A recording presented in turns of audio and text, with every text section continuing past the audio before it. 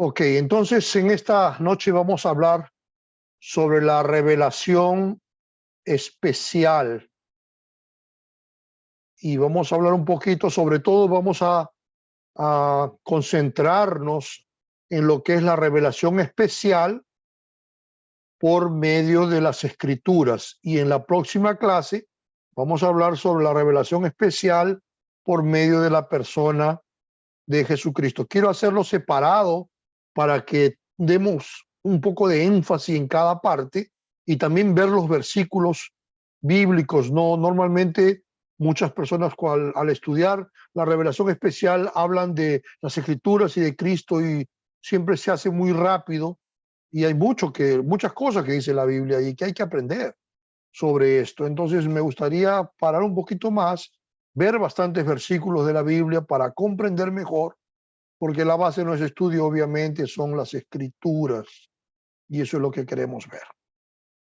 Se dice que la revelación de Dios es especial cuando Dios usa instrumentos especiales como medios de su revelación. O sea, la revelación especial es la revelación que Dios da de sí mismo, y esa revelación que Dios da principalmente es a través de las Sagradas Escrituras y también por medio de su Hijo Jesucristo. Esta revelación especial tiene como contenido temas que nunca podríamos obtener en la naturaleza. O sea, a través de la naturaleza podemos conocer lo que la Biblia dice, que son que podemos conocer su poder y deidad, es lo que dice, ¿verdad? O sea, que podemos conocer que Él existe, que Él es Dios, y podemos ver el poder que tiene por las cosas que ha creado. Pero a través de la revelación natural, a través de la naturaleza, no podemos, por ejemplo, no nos dice nada la naturaleza sobre el plan de redención de Dios, no nos dice nada sobre la encarnación de su Hijo, no nos habla nada la naturaleza sobre la obra de la cruz, la resurrección, etcétera. Entonces, la revelación especial nos habla de muchos temas importantes que Dios nos ha revelado y que no podrían conocerse ni aprenderse por medio de un estudio de la naturaleza. Entonces no puedes sentarte a ver una puesta de sol y esperar que Dios te hable sobre la regeneración o sobre la santificación o sobre la adopción o temas como estos que son temas bíblicos, teológicos, que tienen que ser entendidos y que Dios los ha revelado a través de una revelación especial en las Escrituras, primeramente, y a través de su Hijo Jesucristo también. En términos cristianos, podemos decir que el cristianismo está basado en el conocimiento que llega a nosotros por parte de Dios mismo. Y esto es la base de la verdad que profesamos, la cual es mucho mejor que el conocimiento que podemos adquirir por nosotros mismos, por medio de la observación del mundo que nos rodea. Por ejemplo, las Escrituras nos dan testimonio de cómo en el pasado Dios se reveló una y otra vez de una manera especial. Hebreos 1, capítulo 1 y 2 dice, Dios, habiendo hablado muchas veces y de muchas maneras en otro tiempo a los padres por los profetas, en estos postreros días nos ha hablado por el Hijo, a quien constituyó heredero de todo y por quien asimismo hizo el universo. Entonces dice que nos ha hablado de muchas veces y nos ha hablado de muchas maneras en otro tiempo a los padres por los profetas, ¿verdad?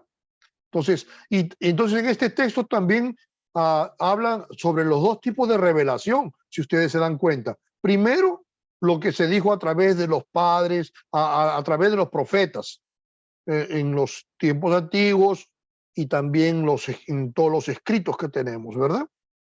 Y en estos postreros días, dice, nos ha hablado por el Hijo, que es la segunda fuente de revelación especial que es la persona de Jesucristo. Tenemos las Escrituras y tenemos entonces la persona de Jesucristo. Con relación a la revelación, podemos decir que hemos recibido información distintiva directamente de Dios mismo, porque dice, Dios habiendo hablado muchas veces y de muchas maneras. Entonces, Dios mismo decidió hablar con nosotros, ¿verdad? Entonces, esa es una revelación distintiva, eso es una revelación especial traída a nosotros directamente usando los profetas y los apóstoles, ¿verdad? Hablando epistemológicamente, podemos decir que la Biblia revela que Dios habló al hombre muchas veces y de muchas maneras, y que estas formas están registradas en las Escrituras para nuestro estudio y conocimiento. ¿Qué cosa es epistemológicamente? La epistemología, según el doctor Marcelo Rodríguez Severio, de la Universidad de Flores en Argentina, para los hermanos argentinos que nos escuchan, es parte de la filosofía, dice él, que estudia los principios, fundamentos y métodos de adquirir el conocimiento. Entonces, y el texto de la epístola a los Hebreos, Hebreos 1 y 1:2, nos da un punto de partida para estudiar cuáles son los métodos que Dios usó para transmitir el conocimiento que quería revelarnos. Entonces, Hebreos nos dice, está hablando de cierta manera lo mismo que la epistemología dice, ¿no? Que se estudia que los principios, los fundamentos, los métodos que los hombres utilizan para adquirir el conocimiento. Entonces, de esta manera también vemos que Dios se reveló de una manera que nosotros podemos adquirir ese conocimiento a través de una revelación especial, usando obviamente los profetas y también a los apóstoles. ¿Cuáles son las formas a través de las cuales Dios se ha revelado en otro tiempo? Muchas veces y de muchas maneras. Algunas de estas formas son, y vamos a ver algunas formas para entender cómo Dios usó estas formas. Primero, a Adán y a Eva en el jardín del Edén. Es interesante, porque Dios desde que creó al hombre, ya se relacionaba con él. No, nada más lo creó a Adán, después creó a Eva y los dejó en el jardín y se acabó. Ya no tuvo comunión con ellos. No es así. Génesis 3:8 dice, y oyeron la voz de Jehová que se paseaba en el huerto al aire del día. Mira, en algunas traducciones, como en la traducción portuguesa de la Biblia revista y corregida de Almeida, dice que Dios se paseaba a la tardiña, dicen ellos en portugués, pero es a la tardecita, ¿verdad? Entonces, es interesante, era como que había una práctica de que Dios estuviera siempre viniendo al jardín con Adán y con Eva para estar con ellos, para platicar con ellos. O sea, Él se revelaba a ellos, ¿no? Cuando yo digo que Él venía, no significa que era una persona, porque, entiéndame, Dios está en todo lugar, pero se revelaba con ellos de forma bastante personal. Venía a Adán y venía a Eva, ¿verdad? Eso también es importante. Cuando creó a Adán, venía Adán y después trajo los animales para que Adán le pusiera los nombres y dejó que Adán inventara todos los nombres. Y entonces era como una relación que ellos tenían ahí. Y luego después Dios se da cuenta que el hombre no tiene ninguna, todos los animales tenían una pareja, tenían, ¿me entiendes?, con quién relacionarse, y Adán no tenía ningún tipo de relación de su naturaleza humana, es lo que quiero decir, ¿verdad? Entonces Ahí es donde lo pone a dormir y le saca la costilla y también crea a la mujer y la trae delante de Adán, y Adán dice, oh, esta hora es hueso de mis huesos, ¿verdad? Y carne de mi carne. Entonces, esto es importante porque muestra desde el origen, desde el hombre, que Dios siempre ha querido y se ha revelado al hombre de muchas formas, ¿verdad? Esto es importante. Luego después a Abraham también, en el Génesis también, con voz audible. Dice así, pero en Génesis 12, 1 al 3, pero Jehová había dicho a Abraham, en esa época Abraham se llamaba solamente Abraham, ¿verdad? Después le cambió el nombre. Dice, vete de tu tierra y de tu parentela y de la casa de tu padre a la tierra que te mostraré. Y haré de ti una nación grande y te bendeciré y engrandeceré tu nombre y serás bendición. Bendeciré a los que te bendijeren y a los que te maldijeren maldeciré, y serán benditas en ti todas las familias de la tierra. Entonces, mira cómo Dios viene a Abraham, que estaba ahí en Ur de los Caldeos.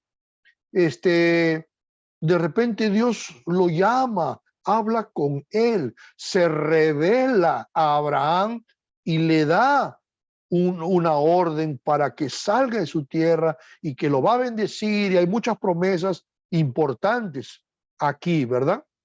Como hacerlo una gran nación, bendecir su nombre, ¿verdad? Y ser bendición.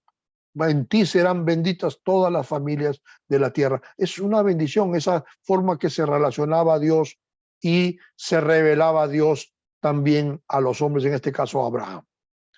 Por medio de sueños también se ha revelado Dios, como por ejemplo a José. Mira lo que dice Génesis 37. Es que a mí me gusta leer los textos. No sé si a ustedes les cansa un poquito, pero a mí me encanta ir a la Biblia. Entonces dice así, he aquí que atábamos manojos. Era un sueño que José había tenido y se lo estaba contando a su padre, ¿verdad? Y a sus hermanos. Dice, he aquí que atábamos manojos en medio del campo, y he aquí que mi manojo se levantaba y estaba derecho, y que vuestros manojos estaban alrededor y se inclinaban al mío. Le respondieron sus hermanos, ¿reinarás tú sobre nosotros o señorarás sobre nosotros? Y le aborrecieron aún más a causa de sus sueños y sus palabras. Soñó aún otro sueño y lo contó a sus hermanos diciendo, he aquí que he soñado otro sueño, y he aquí que el sol y la luna y 11 estrellas se inclinaban a mí. Y lo contó a su padre y a sus hermanos, y su padre le reprendió y le dijo, ¿qué sueño es este que soñaste? ¿Acaso vendremos yo y tú y tu madre y tus hermanos a postrarnos en tierra ante ti?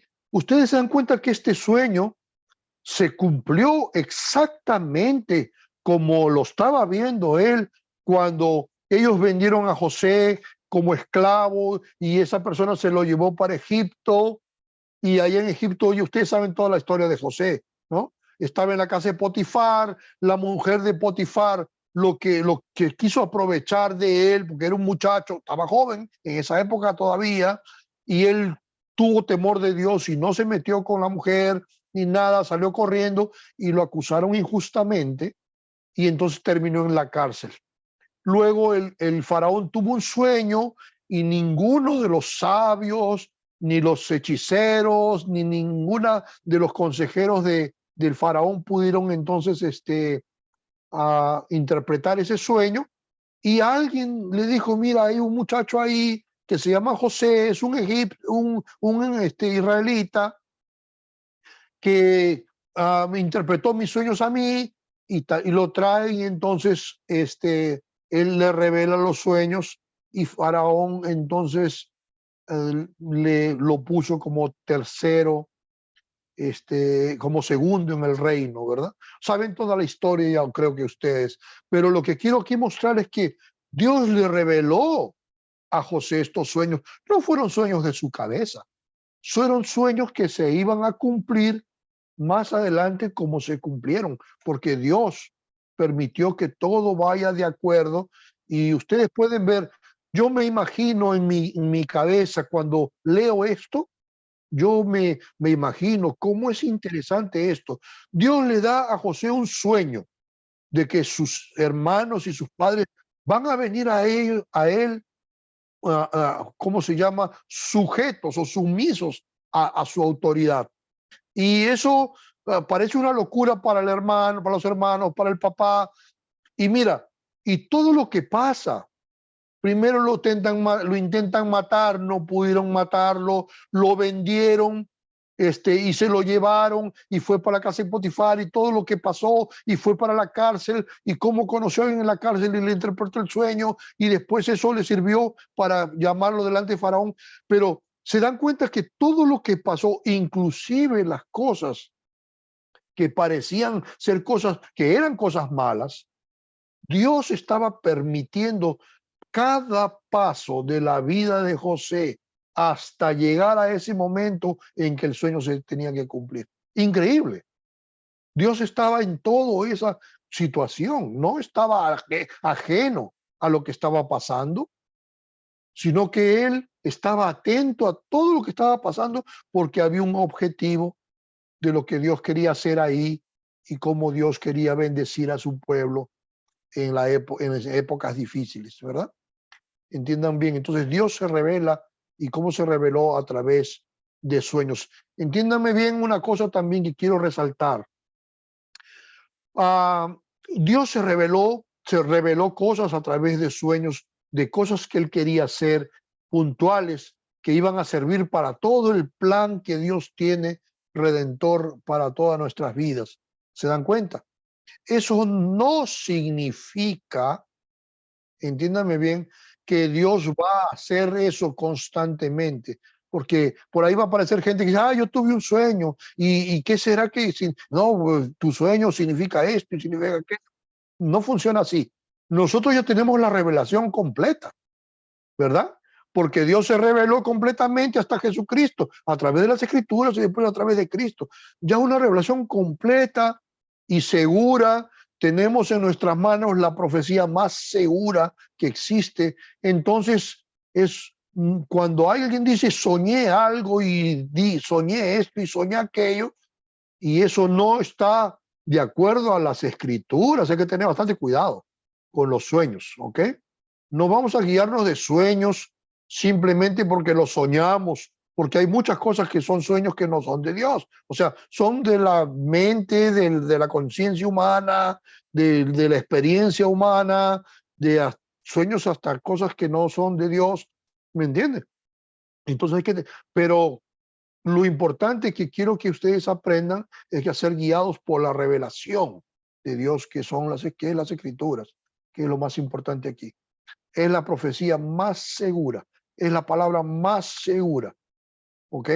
No se guíen por sueños, no se guíen por visiones solamente, no busquen hacerlo, por lo menos, para que sean guiados literalmente, directamente por las Escrituras, que es lo mejor.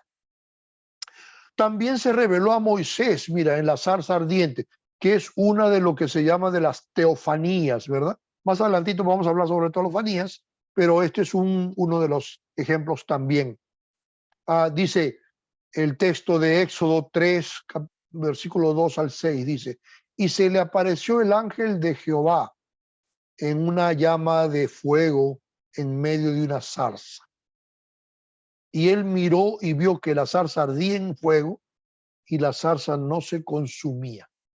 Entonces Moisés dijo, iré yo ahora y veré esta grande visión. ¿Por qué causa la zarza no se quema? Viendo Jehová que iba a ver, lo llamó Dios en medio de la zarza y dijo, Moisés, Moisés. Y él respondió, heme aquí. Y dijo, no te acerques, quita tu calzado de tus pies, porque el lugar en que tú estás, tierra santa es. Y dijo, yo soy el Dios de tu padre, Dios de Abraham, Dios de Isaac y Dios de Jacob. Entonces Moisés cubrió su rostro porque tuvo miedo de mirar a Dios. ¿Se dan cuenta? Este es un texto bastante importante y siempre se ha estudiado en relación a lo que es a la persona de Dios, porque es una teofanía. Las zarzas quemándose, y eso era la presencia de Dios en esa zarza. ¿Y por qué era la presencia de Dios? ¿Por qué sabemos que la zarza ardiente era la presencia de Dios? Primero, porque Dios le habló, ¿verdad? Y dijo: Moisés, Moisés, ¿verdad? Yo soy el Dios de tu padre Abraham, de Isaac, de Jacob. Ese es un punto importante. Segundo, le dijo: quita tu sandalia porque el lugar que estás pisando es tierra santa. Entonces, eso también es una prueba de que Dios estaba ahí en ese lugar. No era nada más algo, no era un milagro, no era una cosa, nada más una señal. No, esto era una teofanía. Dios estaba revelándose a Moisés a través de esa zarza, haciéndose conocido, porque Moisés, si se dan cuenta, cuando Moisés se acerca a la zarza, se está acercando primeramente, no porque oh, ahí está la zarza ardiente, ahí está Dios. No es así. Él se acerca por curiosidad. Iré yo ahora y veré esta gran visión. ¿Por qué causa la zarza no se quema? Eso es lo que le llamaba la atención a él. Una zarza que se acaba ardiendo, pero que la zarza no se consumía. Normalmente cuando hay un arbusto quemándose, se consume, se hacen carbón o se hacen, ¿entendió? Cenizas, y todo eso pasa y se consume y se acaba el arbusto. Pero este no. Entonces eso le llamó la atención. Al principio Moisés iba por una curiosidad, pero Dios sabía que eso iba a pasar, porque la zarza comienza a manifestarse ardiendo, y dice que cuando Dios, viendo Jehová que él iba a ver, ¿verdad? Cuando vio que se acercó, entonces lo llama: Moisés, Moisés. Y hay una cosa que me llama la atención aquí en el caso de Moisés. Moisés sí sabía en el momento en que escuchó la voz de Dios. Él dice: heme aquí, ¿verdad? O sea, algo, no era algo regular, sino que ya sentía y sabía que había una presencia de Dios ahí. Y dijo: no te acerques. Y entonces ya Dios se revela a él y ya le dice hasta quién es. Y más adelante Moisés le dijo: pero ¿y cómo le voy a decir a Israel, a tu pueblo, quién eres? Y yo soy el que soy. Entonces Dios se va revelando a Moisés, diciéndole: yo soy el Dios de tu padre, soy el Dios de Abraham, soy el Dios de Isaac, soy el Dios de Jacob, y yo soy el que soy, ¿verdad? Y de ahí donde viene entonces la palabra Jehová y todo eso que ustedes creo que ya saben. ¿Se dan cuenta? Qué importante es este texto. Luego, también Dios se revela a Moisés. Dice que hablaba con Moisés cara a cara. Eso es algo que también me llama la atención. Moisés tenía ¿cómo te puedo decir? Dios permitía que Moisés tenía ese privilegio de hablar con él de una forma que creo que no ha hablado con nadie más como él, ¿verdad? Dice: y hablaba Jehová a Moisés cara a cara. Cuando dice cara a cara no significa que él veía a Dios en persona. Eso no es así, sino que hablaba como hablamos nosotros, ¿verdad? Como hablamos nosotros de frente, como cuando hablas tú con tu padre o con tu hijo o como sea. O sea, hablaban bastante claro, ¿verdad? O muy, ¿cómo se puede decir? De una forma que había una relación entre Moisés y Dios. Había algo ahí, porque cuando el pueblo, siempre el pueblo hablaba con Moisés y Moisés hablaba con Dios. Luego Dios hablaba con Moisés y Moisés hablaba entonces ahora con el pueblo. Y así iba. Todo era por medio de Moisés. Y eso es una cosa muy bonita que Moisés tenía esa condición en ese momento. Porque acuérdate que Dios estaba comenzando a revelarse y estaba utilizando a Moisés como esta revelación. Y Moisés, si ustedes se dan cuenta, es una figura de Cristo también, ¿verdad? Porque eso dice claramente en la Biblia que Dios iba a levantar un profeta como Moisés y se refería entonces a Jesucristo. Entonces, mira, y dijo Moisés a Jehová, mira, tú me dices a mí, saca este pueblo y tú no me has declarado a quién enviarás conmigo. Sin embargo, tú dices, yo te he conocido por tu nombre y has hallado también gracia en mis ojos. Ahora pues, si he hallado gracia en tus ojos, te ruego que me muestres ahora tu camino para que te conozca y halle gracia en tus ojos. Y mira que esta gente es pueblo tuyo. Y él dijo, mi presencia irá contigo y te daré descanso. Y Moisés respondió, si tu presencia no ha de ir conmigo, entonces no nos saques de aquí. Entonces, eso es interesante, como Dios hablaba con Moisés de frente, se revelaba de forma bastante clara, hablaba con él bastante claramente. Luego, otra forma que Dios utilizó, de las formas que él dice que se reveló muchas veces y de muchas maneras, es la columna de humo y fuego en el desierto. Si se acuerdan de esa parte, Dios hizo, dice, más hizo Dios que el pueblo rodease por el camino del desierto del Mar Rojo. Y subieron los hijos de Israel de Egipto armados. Y Jehová iba delante de ellos de día en una columna de nube para guiarlos por el camino, y de noche en una columna de fuego para alumbrarles, a fin de que anduviesen de día y de noche. Nunca se apartó de delante del pueblo la columna de nube de día, ni de noche la columna de fuego. ¿Ve? Y dice, Jehová iba delante de ellos. O sea, en columna de humo, en columna de fuego, pero era Jehová que se estaba revelando al pueblo en ese momento, y es algo tremendo. Este texto también es interesante porque dice más, hizo Dios que el pueblo rodease por el camino del desierto del Mar Rojo. Acuérdense que llega un momento en que ellos están caminando y se encuentran con el Mar Rojo.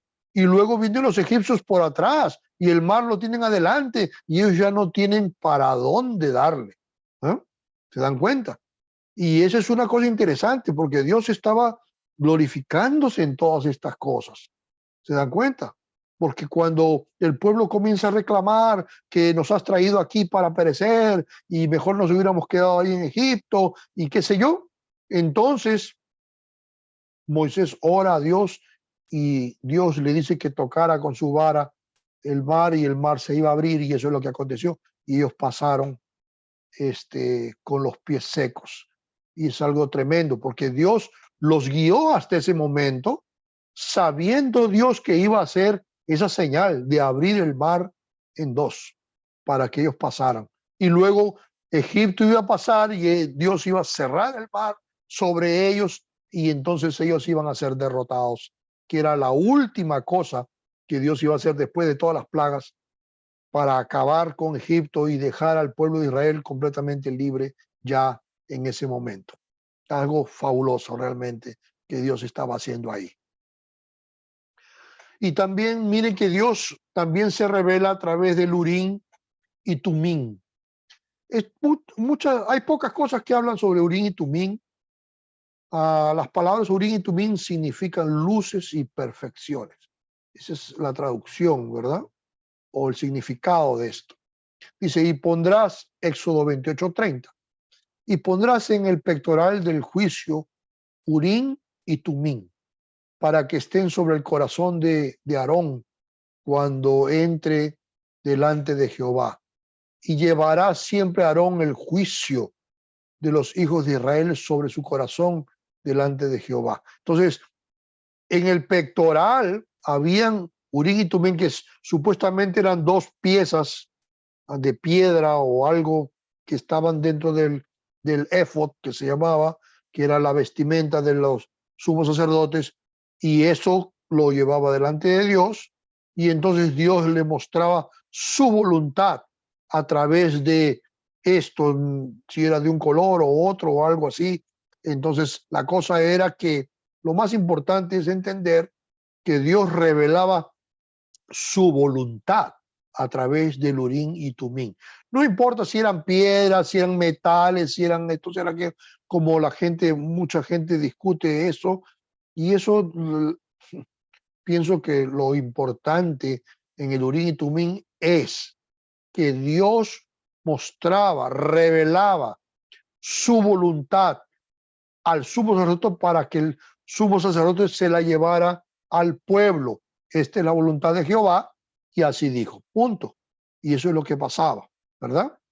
También lo dice aquí en Números 27, 18 al 23, dice, y Jehová dijo a Moisés, toma a Josué, hijo de Nun, varón en el cual hay espíritu, y pondrás tu mano sobre él, y lo pondrás delante del sacerdote Eleazar y delante de toda la congregación, y le darás el cargo en presencia de ellos, y pondrás de tu dignidad sobre él, para que toda la congregación de los hijos de Israel le obedezca. Él se pondrá delante del sacerdote Eleazar y le consultará por el juicio del Urim delante de Jehová. Por el dicho de él saldrán y por el dicho de él entrarán, él y todos los hijos de Israel con él y toda la congregación. Y Moisés hizo como Jehová le había mandado, pues tomó a Josué y lo puso delante del sacerdote Eleazar y de toda la congregación, y puso sobre él sus manos, y le dio el cargo como Jehová había mandado por mano de Moisés. Entonces, pero dice, y le consultará por el juicio del Urim delante de Jehová, por el, ¿ok?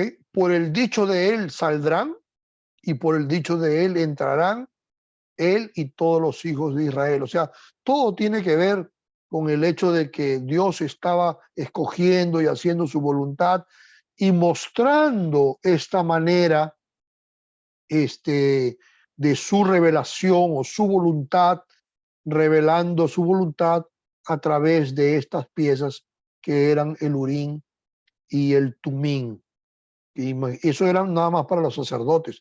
Esto no debe ser confundido con el texto que hay en Hechos, que no sé si lo puse yo, no me acuerdo si lo puse, posiblemente lo haya puesto, tal vez no, pero acuérdense que cuando los apóstoles,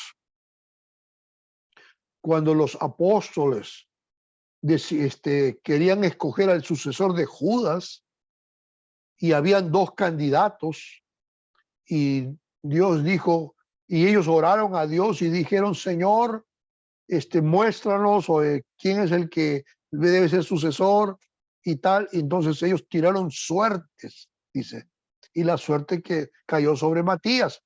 Y entonces ellos lo escogieron, lo contaron como uno de los 12. Eso es lo que dice. Entonces, no dice la Biblia cómo tiraron suertes sobre ellos. Así no lo dice realmente. Nada más dice que tiraron suertes. ¿Ok? Pero el Urim y Tumim eran dos piezas que llevaban el sacerdote en el éfod, y eso revelaba entonces lo más importante del Urim y Tumim es que Dios a través de este método revelaba su voluntad para el pueblo. ¿Ok? Esto es importante. Luego vemos las teofanías. Ya habíamos hablado de la teofanía de la zarza ardiente, pero queremos explicar un poquito cuál es el concepto de teofanías, ¿verdad? El concepto de teofanías procede del vocablo latín teofanía, que a su vez es derivado del vocablo griego teofaneia, Este término se forma de la palabra theos, que significa Dios, y phaneia, que viene de phaneros, que quiere decir manifestación. Entonces, la teofanía es que, juntando las dos palabras griegas, theos, Dios, y phaneros, que significa manifestación, entonces significa que la teofanía eran manifestaciones de Dios, manifestaciones de la persona de Dios con el pueblo. O sea, una teofanía es una aparición de Dios, es una manifestación intensa de la presencia de Dios que es acompañada de una extraordinaria demostración visual, como por ejemplo una zarza ardiente o una columna de nube, una columna de fuego, o la aparición como figura humana también. Eso es una de las cosas más interesantes que hay en el Antiguo Testamento, cómo Dios se manifestaba también como una persona. Y eso es algo también, y eso vamos a ver esto en la experiencia de Jacob primeramente, en Génesis 32, 34, 30 al 34, está al revés esto. Dice así se quedó Jacob solo y luchó con él un varón, mira, era un varón, hasta que rayaba el alba. Y cuando el varón vio que no podía con él, tocó en el sitio del encaje de su muslo y se descoyuntó el muslo de Jacob mientras con él luchaba. Y dijo, déjame, eso lo dijo el varón, déjame porque raya el alba. Y Jacob le respondió, no te dejaré si no me bendices. ¿Por qué le pidió una bendición? Si era un varón que estaba luchando, ¿ves? Porque sabía que era una manifestación de Dios, una manifestación divina. Estaba Dios en ese momento, en esa situación, manifestado en una teofanía, ¿verdad? Que era un varón, y le pidió su bendición. Si no te dejaré si no me bendices. Y el varón le dijo, ¿cuál es tu nombre? Y él respondió, Jacob. Y el varón le dijo, no se dirá más tu nombre Jacob, sino Israel. Aquí es cuando comienza el nombre de Israel, ¿verdad? Porque has luchado con Dios y con los hombres y has vencido. Entonces, Israel, príncipe del Señor, de Jehová, ¿verdad? De Israel, él es Dios, ¿verdad? O Jehová. Entonces, Israel. Entonces, qué interesante. Entonces Jacob le preguntó, mira lo que pasa aquí. Jacob le preguntó y dijo, declárame ahora tu nombre. Porque él sabía que era de la presencia de Dios, pero era un varón. Y entonces el varón le dice, ¿por qué me preguntas mi nombre? Me llama la atención esa pregunta que le hizo el varón a José. ¿Por qué me preguntas mi nombre? Como diciendo, no te das cuenta si te estoy bendiciendo, si te estoy cambiando el nombre para príncipe de Israel, ¿verdad? Entonces, todavía quieres saber más. ¿Por qué me preguntas mi nombre? Y lo bendijo allí, y lo bendijo. Y llamó Jacob en aquel lugar. Entonces, es como que Jacob cayó en sí y entendió. Porque ya cuando se fue el varón, dice, y llamó Jacob el nombre de aquel lugar Peniel, porque dijo, vi a Dios cara a cara y fue librada mi alma. Entonces, él se dio cuenta que era una manifestación de Dios. La propia conversación, el propio diálogo de Jacob lo dice, que era una teofanía, que era una manifestación de Dios, porque él era un varón, pero después con todo lo que pasó, la manera como le cambió el nombre, lo bendijo, etcétera, etcétera, todo lo que pasó en ese momento, le dejó claro a Jacob que era una manifestación de Dios. Por eso dice, vi a Dios cara a cara y fue librada mi alma. ¿Se dan cuenta? Qué interesante, ¿no? Entonces es algo fabuloso ver cómo Dios se manifestaba y se revelaba a las personas de muchas maneras, como la experiencia de Abraham. Esta me encanta a mí también. Es una experiencia espectacular que se ve desde Génesis 18 y también la primera parte del capítulo 19 de Génesis. Eso lo vamos a ver completamente porque es importante que entendamos algunas cosas que el texto revela. Dice, primero, dice, bueno, quiero poner déjame ver si puedo,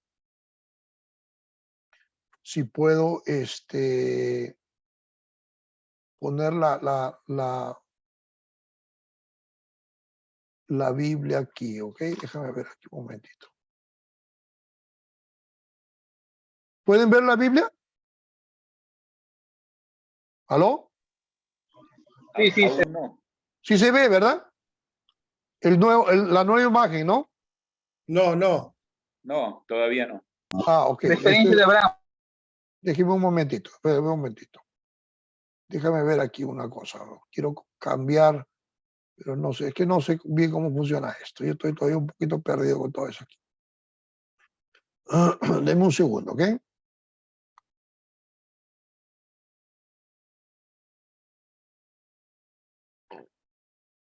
Deme un segundo. Ahorita vamos a ver. Aquí está. Es nada más cambiar la imagen. Ahora sí, Hoy sí. ya está. Ahí Ahí sí, lo veo. ahí sí.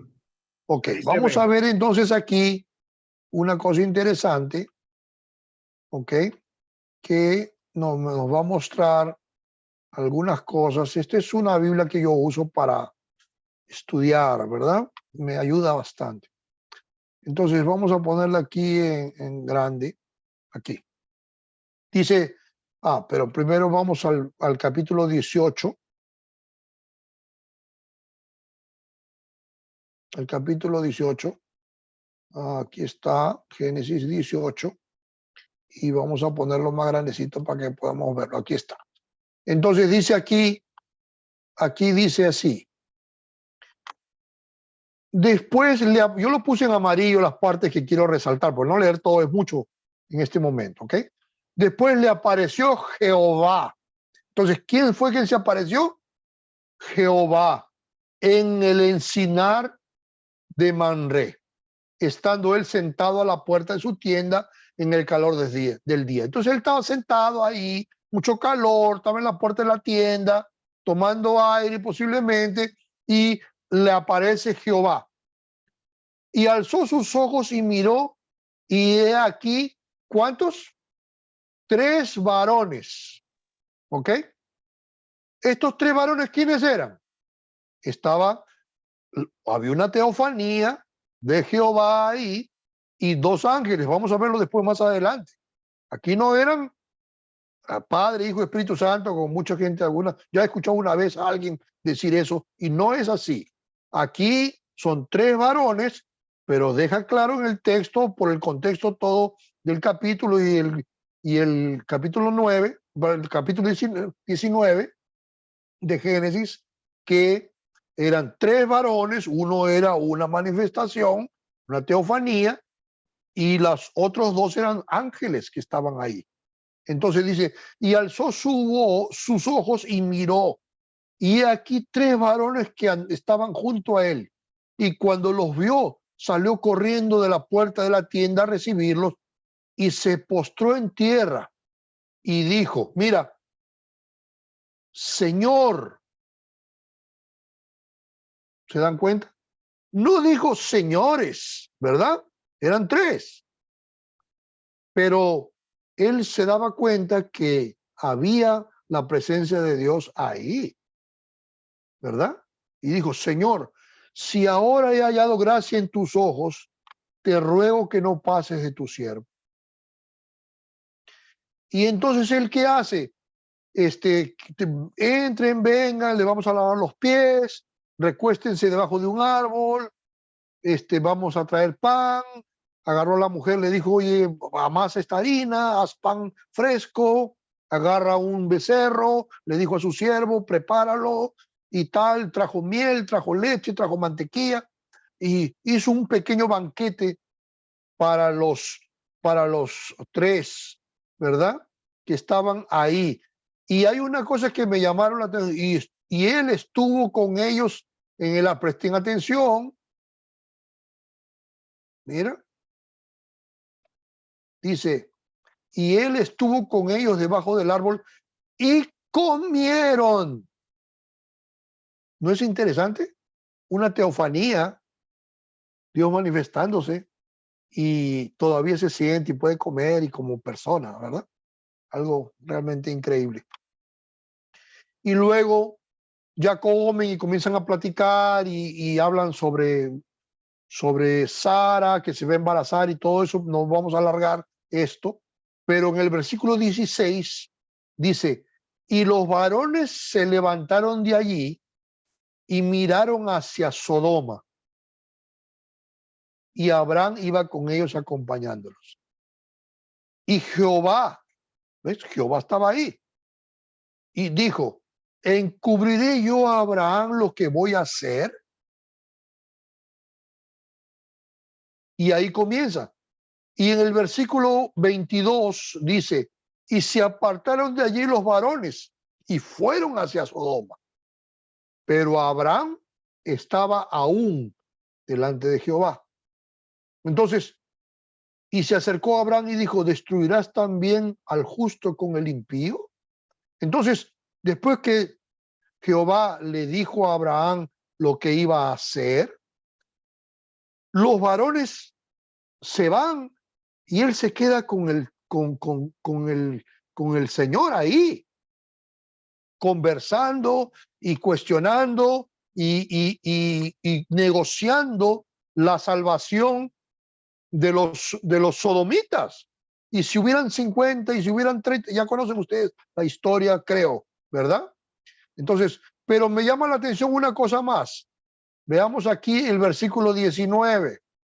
Mira, versículo 19. Llegaron pues los dos ángeles a Sodoma. ¿Se dan cuenta? Vinieron tres hombres y comieron con él, estuvieron con él y platicaron con él y lo que sea.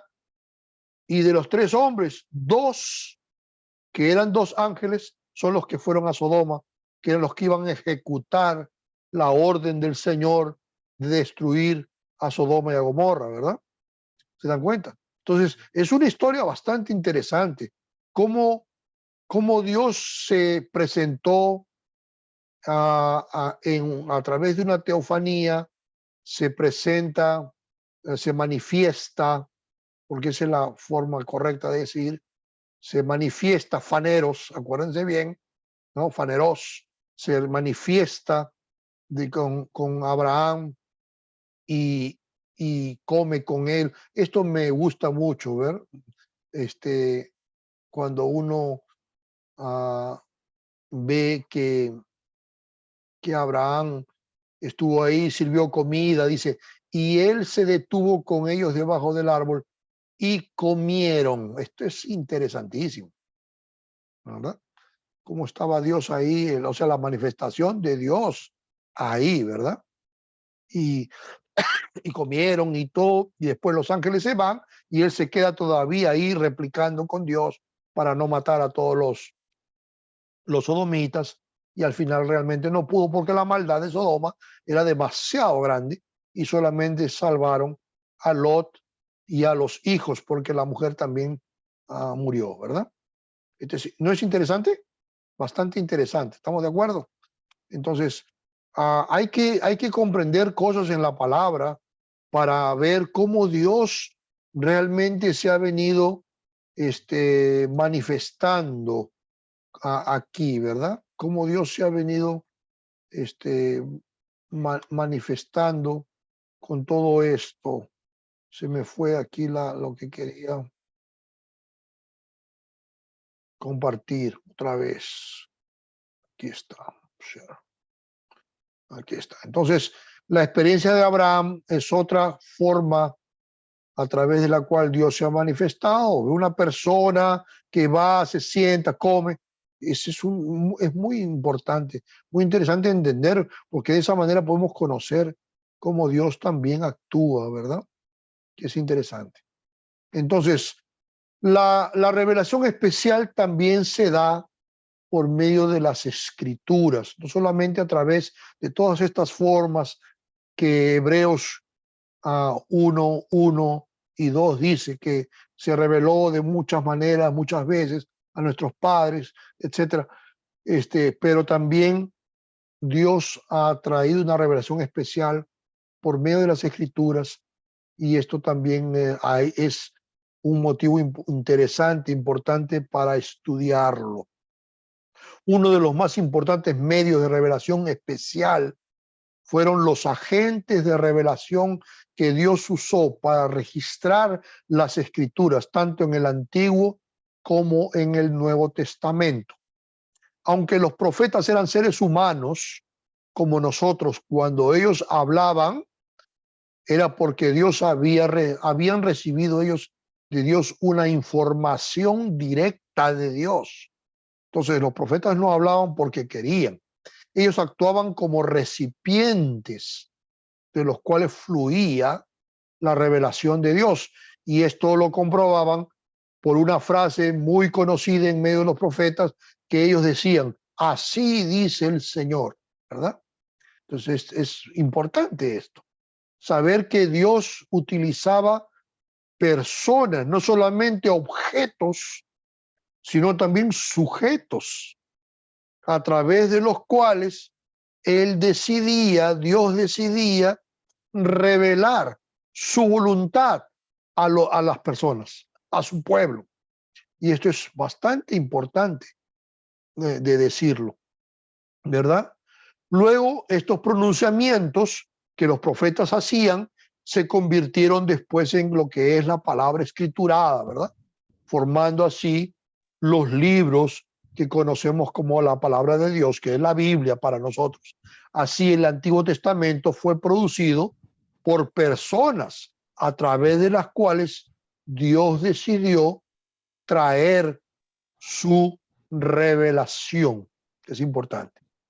El Antiguo Testamento deja claro que la función de los profetas era tan importante para el pueblo que hasta surgían personas que querían ejercer esta función, aunque no habían sido llamados por Dios para hacerlo. Mira qué importante es esto que yo quise resaltar aquí. ¿Por qué? Porque el profeta traía una palabra de Dios y el pueblo lo sabía.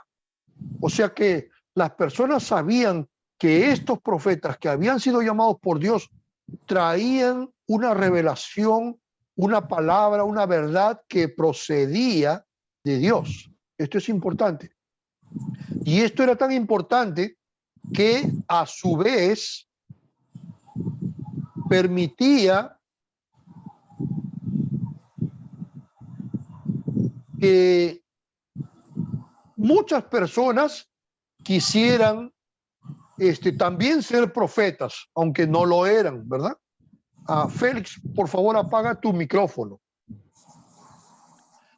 Entonces, muchas personas querían también ser profetas, aunque no lo eran, porque sabían que los profetas eran importantes y traían una palabra de Dios para ellos, ¿verdad? ¿No es interesante esto? Entonces, eso también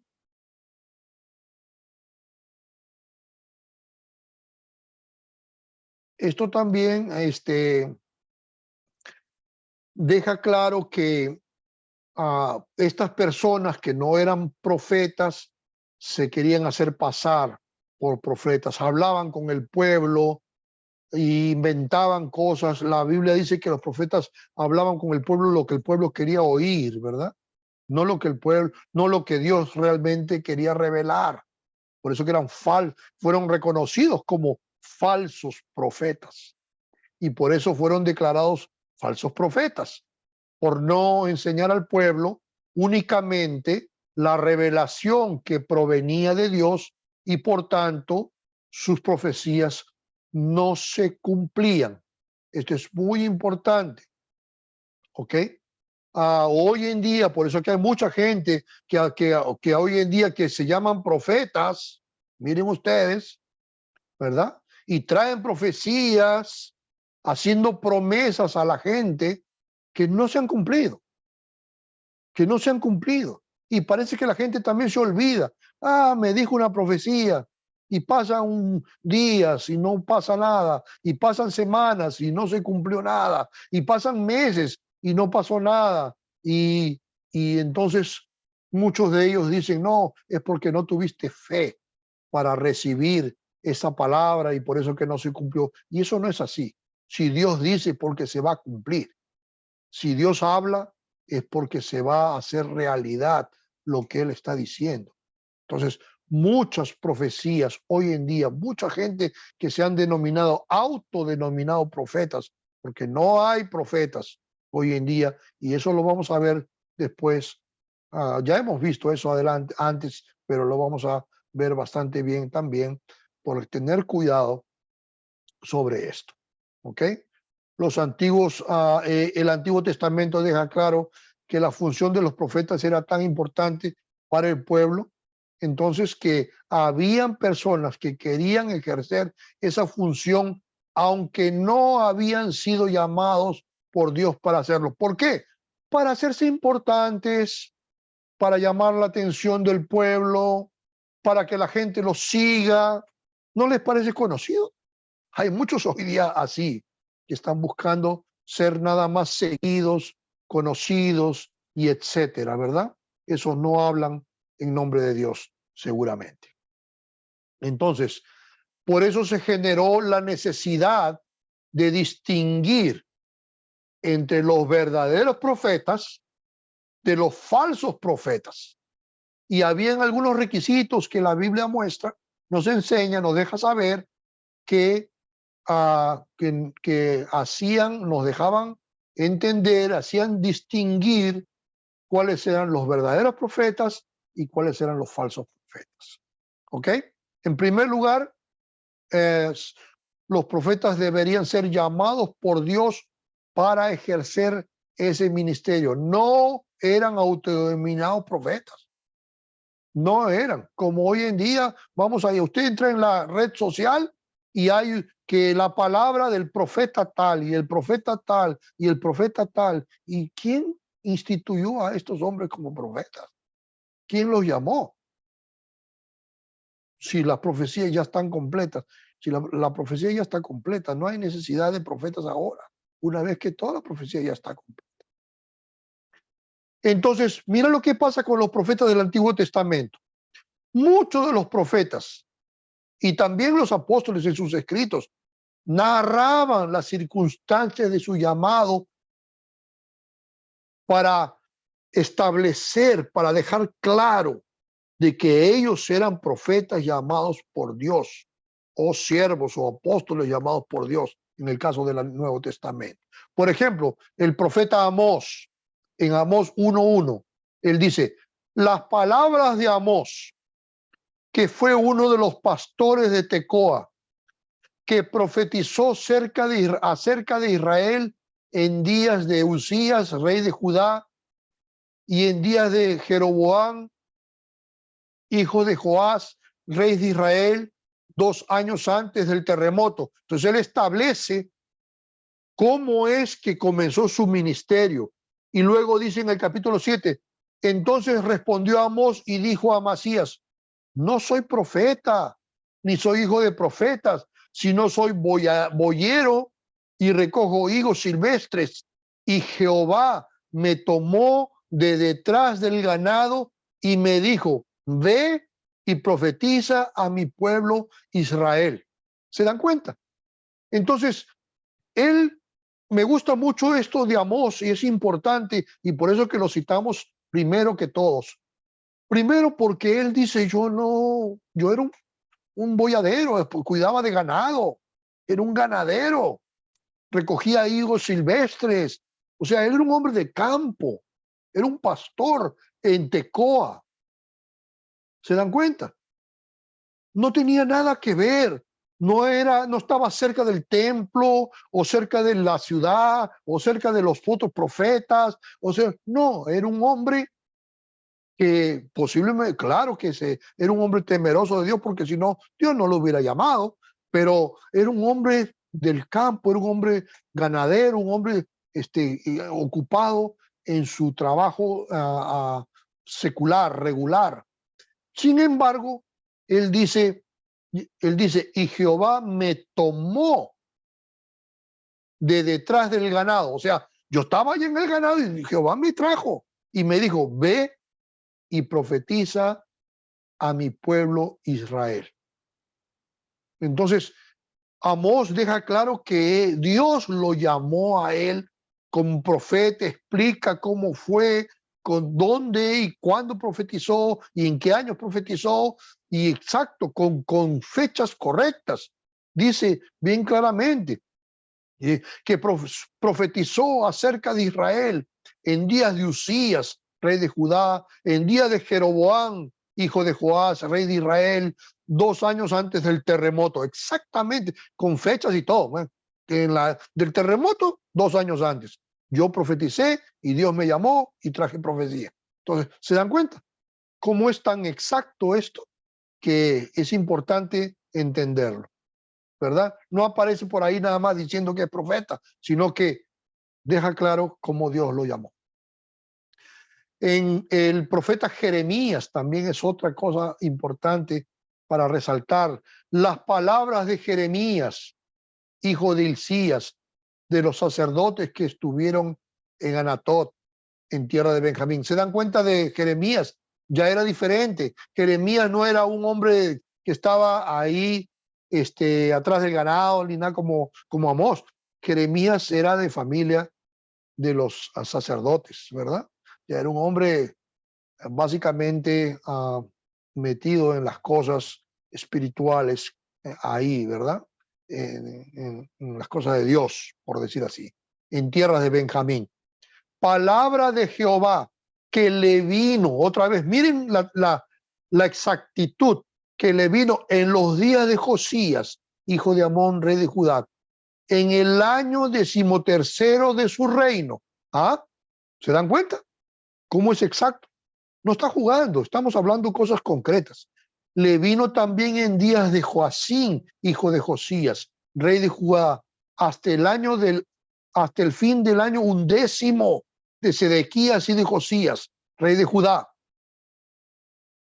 hasta la cautividad de Jerusalén en el mes 5º, hasta el mes. Vino pues palabra de Jehová a mí, diciendo, antes que te formase en el vientre, te conocí. Y antes que nacieses, te santifiqué y te di por profeta a las naciones. Y yo dije, Señor Jehová, he aquí no sé hablar, porque soy un niño. Y me dijo Jehová, no digas soy un niño, porque a todo lo que te envíe irás tú y dirás todo lo que te mande.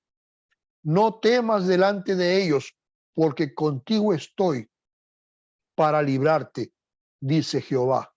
Y extendió Jehová su mano y tocó mi boca y me dijo, he aquí, he puesto mis palabras en tu boca.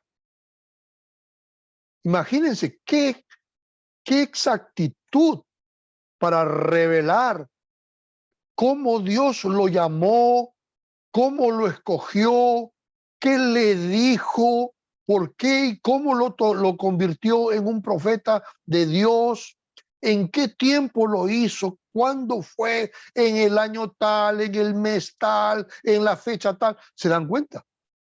Estos son profetas verdaderos llamados por Dios, que es algo realmente fabuloso.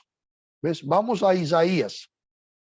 El profeta Isaías, visión de Isaías, hijo de Amós, la cual vio acerca de Judá y Jerusalén en días de Usías, Jotam, Acaz y Ezequías, reyes de Judá. Otra vez, poniendo la dirección exacta de dónde fue cuando él fue profeta y dijo cosas.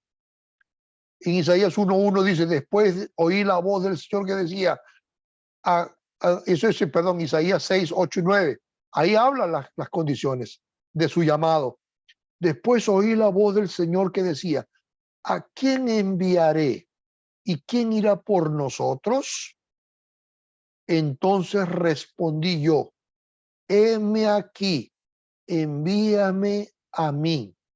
Y dijo, anda y di a este pueblo, oíd bien y no entendáis, ved por cierto, mas no comprendáis. Y entonces trae la palabra del Señor, pero ahí dice claramente cómo Dios lo llamó. ¿Se dan cuenta?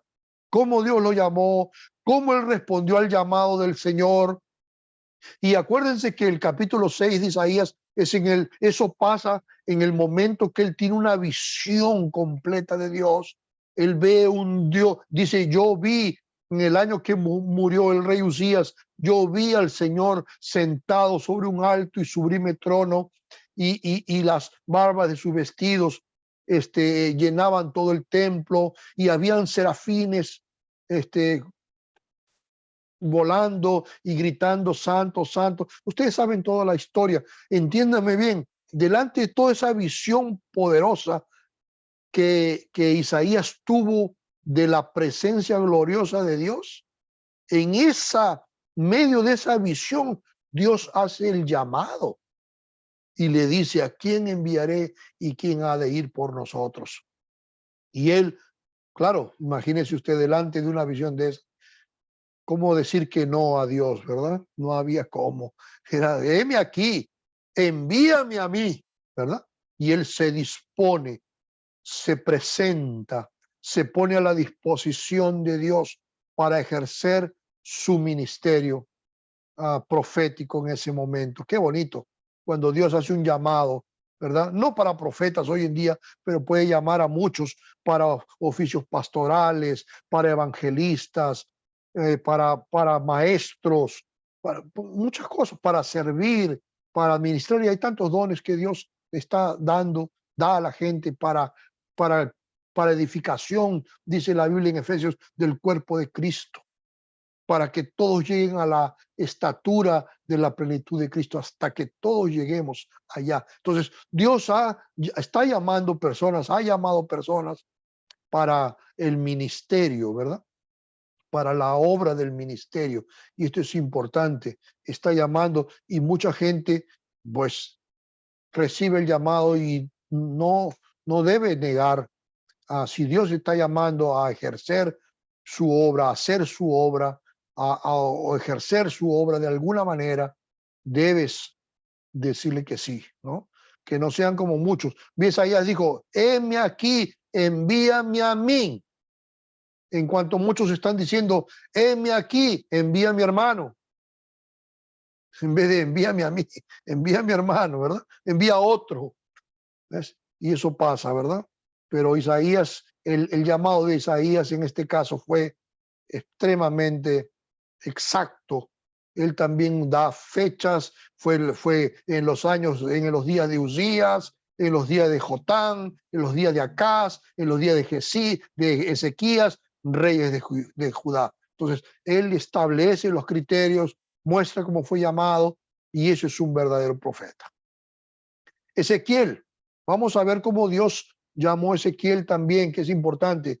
Me dijo, dice Ezequiel 3:1-4, 10 y 14, dice, me dijo, hijo de hombre, come lo que hayas, come este rollo y ve y habla a la casa de Israel. Y abrí mi boca y me hizo comer aquel rollo y me dijo, hijo de hombre, alimenta tu vientre y llena tus entrañas de este rollo que te doy. Y lo comí y fue a mi boca dulce como miel. Luego me dijo, hijo de hombre, ve y entra a la casa de Israel y habla a ellos con mis palabras. y me dijo: hijo de hombre, toma en tu corazón todas mis palabras que yo hablaré y oye con tus oídos. Me levantó pues el espíritu y me tomó, y fui en amargura y en la indignación de mi espíritu, pero la mano de Jehová era fuerte sobre mí. Qué tremendo, qué experiencia más importante en la vida de Ezequiel, y nos da una lección espectacular, como Dios lo llama, pero le dice, pero una de las cosas que me llama la atención, le dice, me hizo comer el rollo, ¿verdad? Y se habla de la palabra de Dios, era la palabra de Dios. Alimenta tu vientre y llena tus entrañas de este rollo que yo te doy. Y luego le dijo: ve, entra en la casa del rey y habla a ellos con mis palabras. ¿Cómo la ven ustedes, hermanos? Qué importante es esto. ¿Quieres ser pastor? ¿Quieres ser un evangelista? ¿Quieres ser un maestro de la palabra de Dios? ¿Un profesor de escuela bíblica dominical? O no importa lo que quieras ser, tienes que primero alimentarte de la palabra del Señor, conocerla, estudiarla. Y también hay una cosa que me gusta que dice: y lo comí y fue en mi boca dulce como miel. Aleluya. Qué bonito.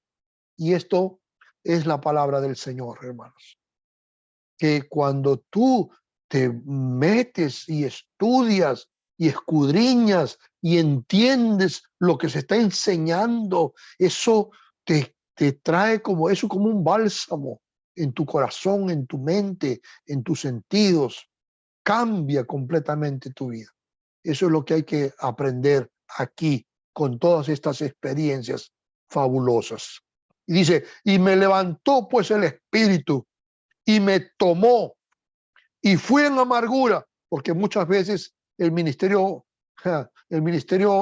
profético para los profetas en esa época no era fácil, era un ministerio difícil, perseguidos. Los reyes, cuando profetizaban cosas que venían de Dios y que eran juicios de Dios, los reyes no querían escuchar, querían escuchar solo las cosas bonitas que los falsos profetas les decían, que sí, que va a venir bienestar y bienestar y bienestar. Cuando digan paz, paz, habrá destrucción. Eso es lo que decía el Señor. Entonces, porque eso es lo que a muchas veces el profeta, cuando tiene que decir las cosas que realmente vienen de Dios, tenían que decir las cosas que vienen de Dios. Entonces, a veces eran como Jeremías, que fue lanzado en un hoyo, ahí en una cisterna, y ahí lo tuvieron preso. Y muchas veces hasta Jeremías dice: yo ya no soportaba más. Y dije yo: ya no voy a hablar más en nombre de Dios. Pero Jeremías dice: pero tu palabra era como un fuego dentro de mí. Aleluya. Y eso nos enseña de que muchas veces el ministerio es duro, la caminada con el Señor es difícil, pero si tú estás bien alimentado con su palabra y dejas que el Espíritu te guíe, entonces vamos a tener un ministerio bastante bendecido, y Dios va a utilizarnos para su gloria. Vamos a ver de la misma manera en el Nuevo Testamento. Mira, los apóstoles recibieron el llamado directamente de Cristo. Esto se encuentra registrado en los evangelios, en Hechos de los Apóstoles y en las epístolas también. Por ejemplo, el llamado de los apóstoles registrado en los evangelios. Lucas 6, 12 al 16 dice: en aquellos días él fue al monte a orar y pasó la noche orando a Dios. Y cuando era de día, llamó a sus discípulos y escogió a 12 de ellos, a los cuales también llamó apóstoles: a Simón, a quien también llamó Pedro, a Andrés su hermano, Jacobo y Juan, Felipe y Bartolomé, Mateo, Tomás, Jacobo, hijo de Alfeo, Simón llamado Celote, Judas, hermano de Jacobo, y Judas Iscariotes, que también dice quien lo traicionó, ¿verdad? Quien llegó a ser el traidor. Entonces, si analizamos bien este texto de Lucas, nos damos cuenta de algunas cosas. Primero, que el Señor es el que escogió a los apóstoles. No hay otra persona que los escogió, no fue después Pedro y dijo a otro, oye, ven tú que también vas a ser apóstol, o no fue Juan para otro lado y dijo, ven, oye tú que también vas a ser apóstol. No es así. ¿Se dan cuenta? Inclusive personas, discípulos de los apóstoles, no fueron apóstoles. ¿Se dan cuenta? Entonces, el apostolado no era una sucesión que los propios apóstoles daban para otros, sino que era el Señor quien los escogía. Esto es muy importante entender. Era el Señor. Inclusive algunos discípulos de los apóstoles, es como Marcos, escribió un evangelio, pero no era apóstol.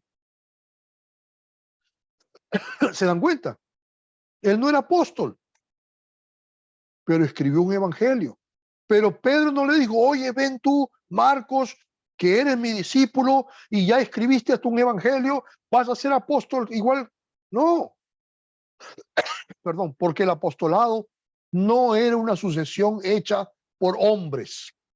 No era, yo voy a orar por uno y voy a arrodillarte aquí, hermano, en la iglesia y voy a poner mis manos sobre ti y a partir de hoy día eres un apóstol.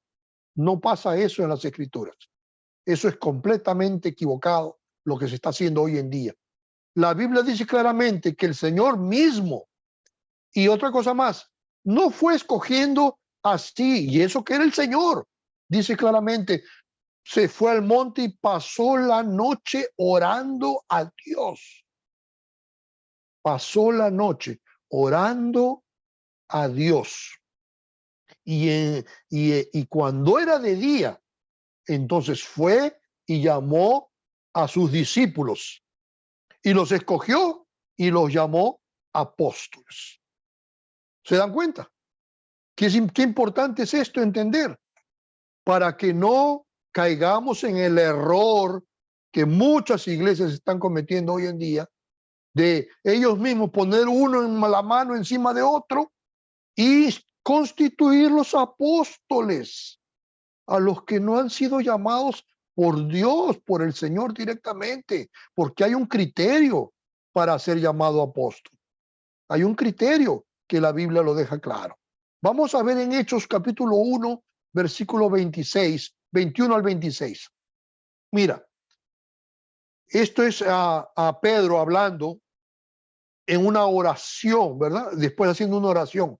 Dice, es necesario pues que de estos hombres que han estado junto con nosotros todo el tiempo, presten atención, que el Señor Jesús entraba y salía entre nosotros, comenzando desde el bautismo de Juan hasta el día en que de entre nosotros fue recibido arriba. Uno se ha hecho testigo con nosotros de su resurrección. Y señalaron a dos, a José, llamado Barsabás, que tenía por sobrenombre Justo, y a Matías. Y orando dijeron, tú, Señor, que conoces los corazones de todos, muestra cuál de estos dos has escogido para que tome la parte de este ministerio y apostolado, de que cayó Judas por transgresión para irse a su propio lugar. Y le echaron suertes, y la suerte cayó sobre Matías y fue contado con los 11 apóstoles. Ahora paren para analizar también este texto. Primero, él deja claro cuáles serían las características de los candidatos al apostolado que el Señor había establecido. Dice, de estos hombres que han estado junto con nosotros todo el tiempo que el Señor Jesús entraba y salía entre nosotros. O sea, eran los discípulos que andaban con Jesús para arriba y para abajo. Ellos también seguían a Jesús. También estaban ahí, estuvieron desde el bautismo de Juan hasta que el Señor fue asunto al cielo. Todo el tiempo, dice aquí, estos que han estado junto con nosotros todo el tiempo. Es clara la Biblia, hay que leerla bien. Mira, comenzando desde el bautismo de Juan hasta el día que de entre nosotros fue recibido arriba. Uno se ha hecho testigo con nosotros de su resurrección.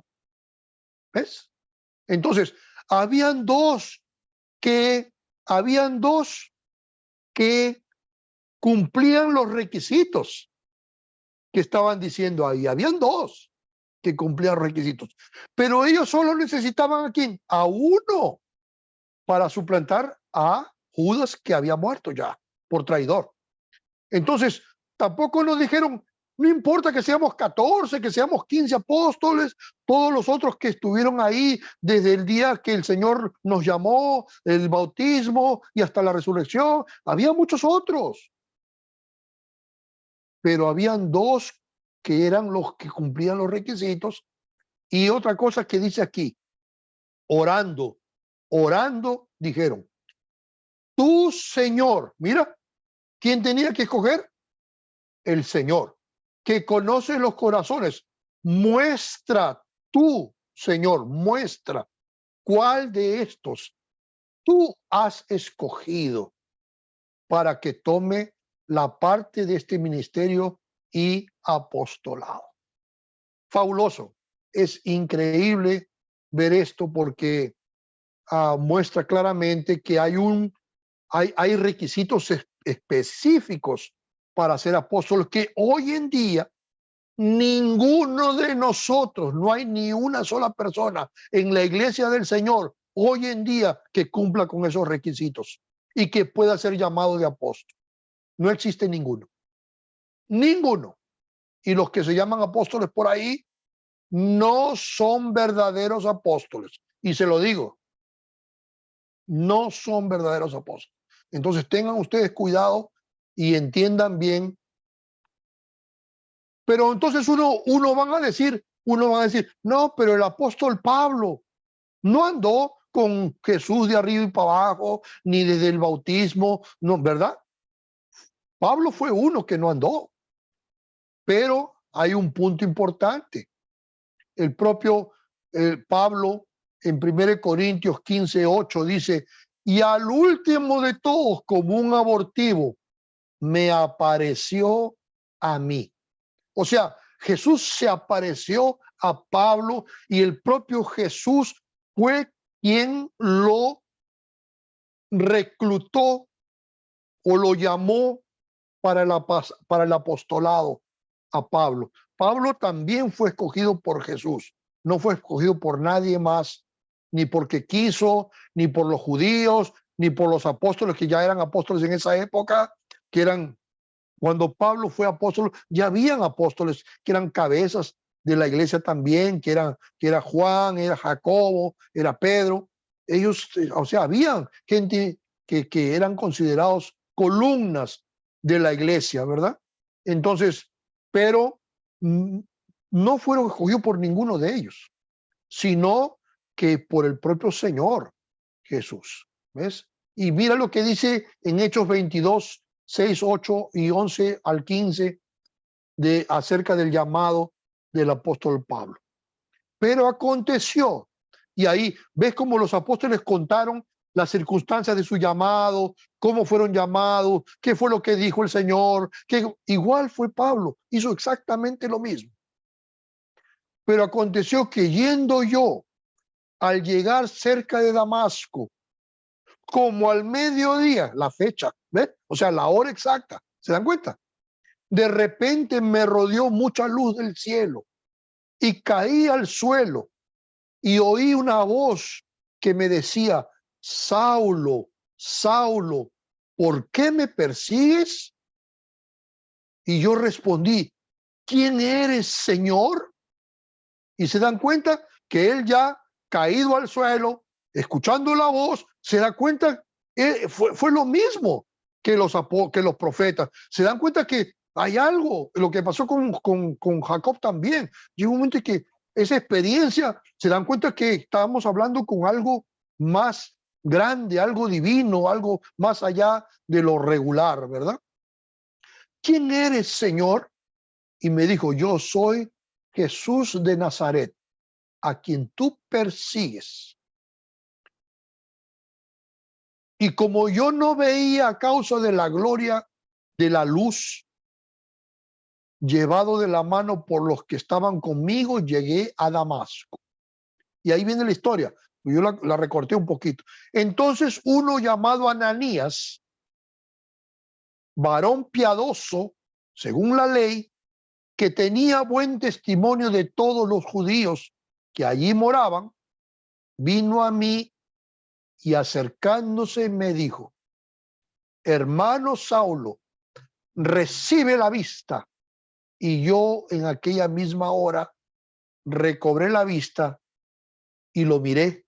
Y él dijo: el Dios de nuestros padres te ha escogido para que conozcas su voluntad y veas al justo y oigas la voz de su boca, porque serás testigo suyo a todos los hombres de los que has visto, de lo que has visto y oído. ¿Se dan cuenta qué importante es esto? Qué importante. Y el propio Ananías le dice que quien los está llamando a él es el Dios de nuestros padres. Te ha escogido. No fue escogido por hombres, para que conozcas su voluntad y veas y oigas la voz de su boca directamente del Señor, porque serás testigo suyo. Y eso es lo mismo de los profetas que iban a ir a proclamar. Y la Biblia dice claramente que después que Pablo pasó por esta experiencia y fue bautizado, lo primero que hizo, salió y comenzó a dar testimonio. Muy importante. Mira lo que dice Gálatas 1:1. Pablo, apóstol, no de hombres, ni por hombre, sino por Jesucristo y por Dios el Padre, que lo resucitó de los muertos. Está claro eso ahora, ¿verdad? Que Dios entonces está llamando a la gente directamente, de forma específica, de forma hay criterios que no se deben desobedecer en la Biblia, y entonces para que no aparezcan los nuevos apóstoles y profetas por ahí hoy en día, los modernos. ¿Ves? El apóstol Pedro también se identifica como apóstol. Pedro, apóstol de Jesucristo, a los expatriados de la dispersión en el Ponto, Galacia, Capadocia, Asia y Bitinia. Y esto es importante. Y también Pedro, también capítulo 1 y 2, y esto creo que según de Pedro, que no lo puse. Simón Pedro, siervo y apóstol de Jesucristo, ¿ves?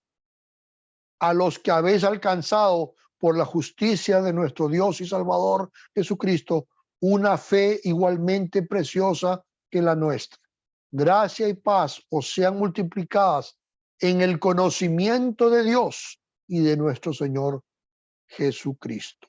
Este es importante. Entonces, el llamado para ser apóstol, para ser profeta o apóstol, siempre tendría que venir directamente de Dios o Jesucristo.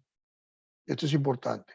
Esa es la primera cosa que el llamado, ¿ves? Que garantizaba que estos hombres de Dios eran realmente hombres de Dios, era que eran llamados realmente por Dios y no inventados por ahí.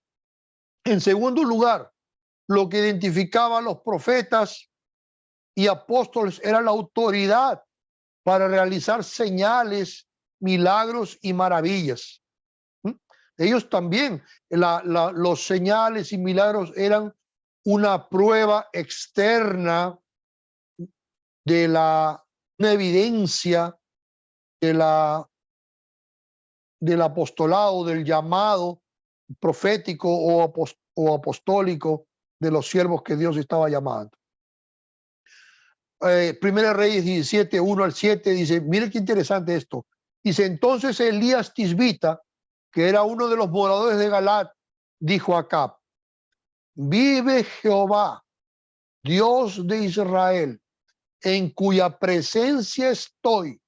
Presten atención, que no habrá lluvia ni rocío en estos años, sino por mi palabra. Mira, su palabra tenía que cumplirse.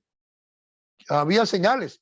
Y dice, pasado algunos días, se secó el arroyo porque no había llovido sobre la tierra. O sea, la palabra de él se cumplió. Él dijo, no va a llover hasta que yo diga. Y no llovió y se secó el arroyo. ¿Ves? La palabra que él profetizó se cumplió. Esto es muy importante. Y mira en el Nuevo Testamento, voy a ir Antiguo Testamento y luego Nuevo Testamento para poder comparar. Dice, cuando Pedro habla con Ananías, ¿verdad? Y esta era Ananías y Zafira, ¿no? Reteniéndola, no, cuando ellos vendieron la propiedad, y ustedes saben la historia, reteniéndola, no se te quedaba a ti, y vendida no estaba en tu poder. ¿Por qué pusiste esto en tu corazón? No has mentido a los hombres, sino a Dios. Al oír Ananías estas palabras, cayó y expiró, y vino un gran temor sobre todos los que lo oyeron. Y aquí viene la palabra profética o la palabra de autoridad que se cumplió. Mira, pasado un lapso como de 3 horas, sucedió que entró su mujer, no sabiendo lo que había acontecido. Y Pedro le dijo, ¿por qué conviniste en tentar al Espíritu del Señor? He aquí a la puerta, y viene la palabra que se cumple.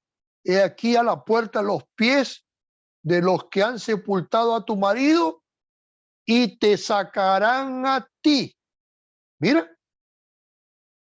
Y la palabra se cumple inmediatamente y dice, al instante ella cayó a los pies de él y expiró. Y cuando entraron los jóvenes, la hallaron muerta y la sacaron y la sepultaron junto a su marido.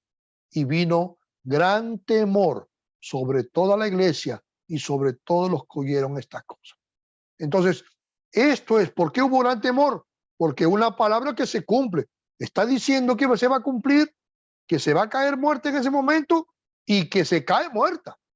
Entonces, eso es lo que pasa cuando es un hombre de Dios, la palabra se cumple en su boca. Es importante, ¿verdad? Miren este texto de 1 Reyes 17, 19 al 24. Él le dijo, dame acá tu hijo. Entonces él lo tomó en su regazo y lo llevó al aposento donde él estaba y lo puso sobre su cama y clamando a Jehová dijo, este es el hijo de la viuda que se murió, ¿verdad?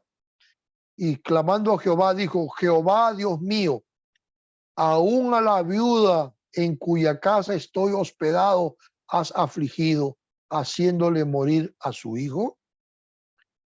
Y se tendió sobre el niño 3 veces y clamó a Jehová y dijo, Jehová Dios mío, te ruego que hagas volver el alma de este niño a él. Y Jehová oyó la voz de Elías y el alma del niño volvió a él y revivió. Tremendo, ¿no? Tremendo eso. Entonces dice, mira, tomando luego Elías al niño, lo trajo del aposento a la casa y lo dio a su madre y le dijo Elías, mira, tu hijo vive.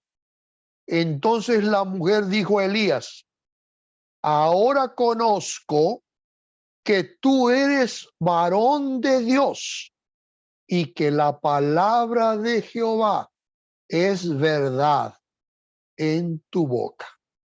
Entonces, esa es una prueba de que un hombre es un hombre de Dios, que la palabra de Jehová se cumple en su boca, ¿verdad? Dice algo y se cumple. Y aquí Pedro nos dice una cosa y la mujer y Zafira se murió después de 3 meses o después de 1 año o después se murió de vieja. No fue así. Le dijo y se cumplió.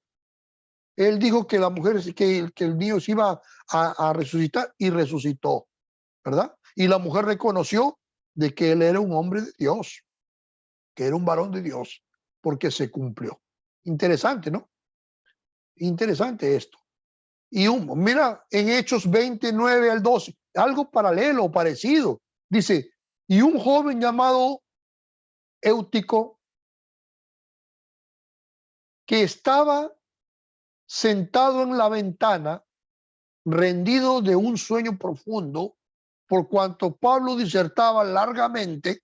Espero que ustedes no se duerman así, ahorita en la clase van a caer muertos ahí.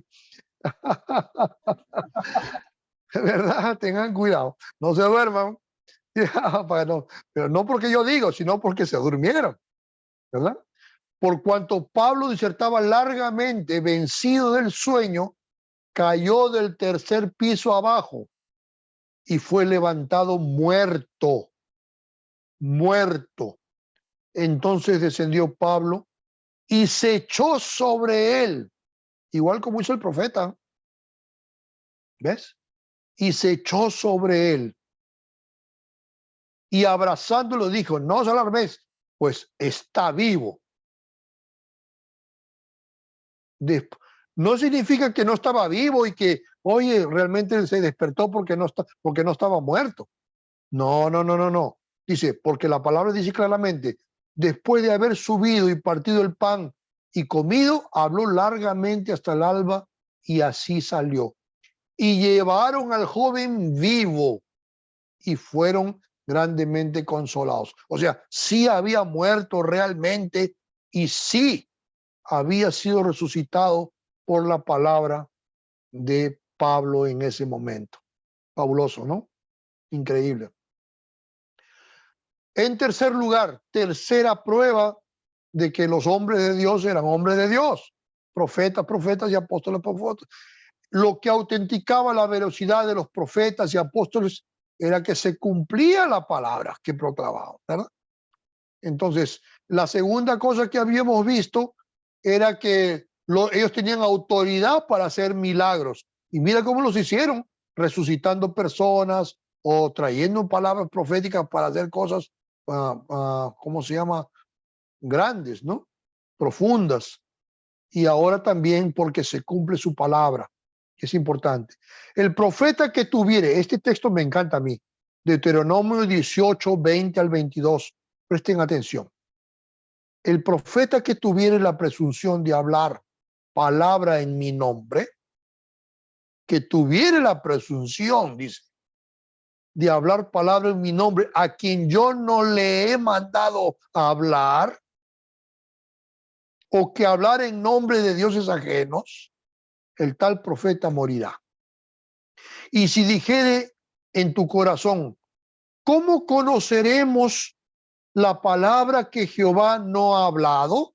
Mira, eso creo que es una pregunta que muchos se hacen, se preguntan, porque por ahí la gente anda profetizando y dice, ¿será que es de Dios o no?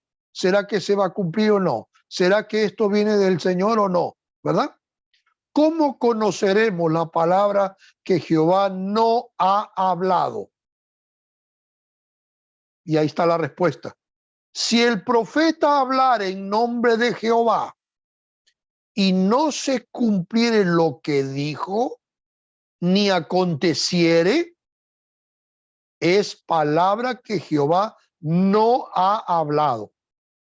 Con presunción la habló el tal profeta.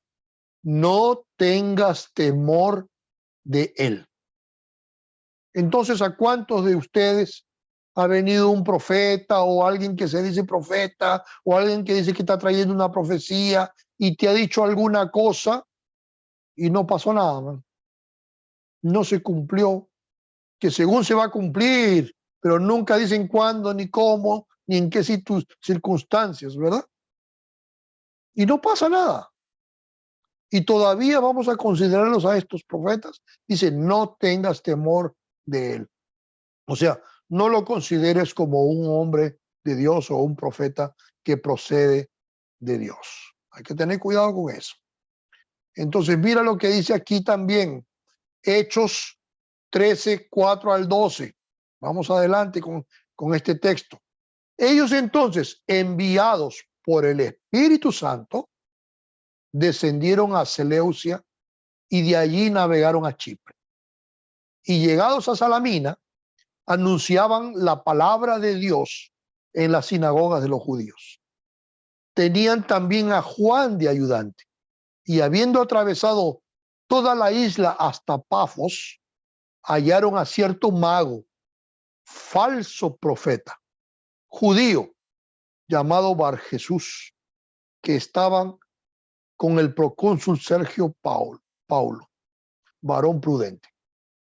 Este, llamando a Bernabé y a Saulo, deseaba oír la palabra de Dios, pero les resistía Elimas, el mago, pues así se traduce su nombre, procurando apartar de la fe al procónsul. Mira lo que hacía procurando apartar de la fe al procónsul.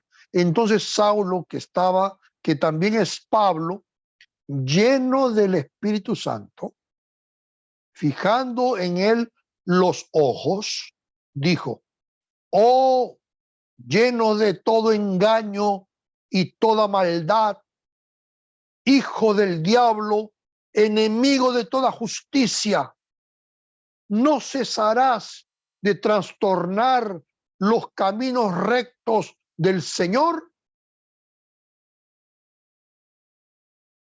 Ahora pues, he aquí, la mano del Señor está contra ti, y serás ciego y no verás el sol por algún tiempo. Mira la palabra, va directo, y entonces dice, e inmediatamente cayeron sobre él oscuridad y tinieblas, y andando alrededor buscaban quien le condujese de la mano. Entonces el procónsul, viendo lo que había sucedido, creyó, maravillado de la doctrina del Señor. Presten atención en esto. Uno o el tercer, la tercera prueba de que ellos eran llamados como profetas y apóstoles es que su palabra se cumplía. Entonces, ¿qué pasó? Que él trajo la palabra contra el mago y se cumplió, y el mago fue ciego, ¿verdad? Y eso pasa ¿para qué? Dice, viendo lo que había sucedido, creyó maravillado de la doctrina del Señor. O sea, cómo Dios hace las cosas para que su palabra sea escuchada. Así pues entendemos que Dios decidió dejar su revelación especial escrita por medio de los profetas y de los apóstoles, los cuales eran enviados por Dios para hablar y escribir su palabra con autoridad, que es importante. Esta idea está bastante clara en el llamado de los mensajeros de Dios en el Nuevo Testamento, los cuales fueron llamados de apóstoles, del griego apóstolos, que significan enviados con la misma autoridad de aquel que os envió. Esto es en el Nuevo Testamento. Los apóstoles. Apóstoles significa enviado, con la misma autoridad de aquel que los envió. Son una especie de embajadores, ¿verdad? De la revelación y del reino de Dios. Entonces, un embajador de un país está respaldado por la autoridad y por la soberanía del país que lo envía. Pues eso es interesante, ¿verdad? Por ejemplo, si aquí en América o en Perú o en Chile, donde están ustedes, hay embajadas de otros países. Esas embajadas son territorios por una cuestión de tratados. Esos son territorios que pertenecen en ese momento como embajadas al país que representan. Las autoridades locales no pueden entrar en una embajada. Los embajadores tienen la autoridad del país que los envía y tienen la inmunidad del país que los envía. ¿Se dan cuenta? Esto es importante. Entonces, así también los apóstoles eran embajadores de la revelación de Dios y del reino de Dios. Estaban respaldados por el reino de Dios. Hablaban en su nombre. Eso es importante, ¿verdad?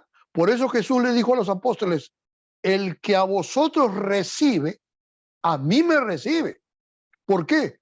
Porque ellos estaban representándolo al Señor. Tenían la autoridad de aquel que os envió. La iglesia cristiana está edificada hoy en día sobre esa revelación especial escrita por los apóstoles y profetas, de forma que forma esta revelación escrita por los apóstoles y los profetas, forman el todo del cuerpo doctrinario que tenemos como fundamentos de nuestra fe. Es importante esto decirlo, porque el texto, por eso dice, porque nadie puede poner otro fundamento que el cual está puesto, el cual es Jesucristo. Y muchos dicen, no, Jesucristo es el fundamento, pero eso es porque no explican el texto de 1 Corintios 3:11 con el contexto de Efesios 2:20 y 21. ¿Se dan cuenta? Porque el texto dice claramente, edificados sobre el fundamento de los apóstoles y profetas, siendo la piedra principal, la principal piedra del ángulo, Jesucristo mismo. ¿Ves?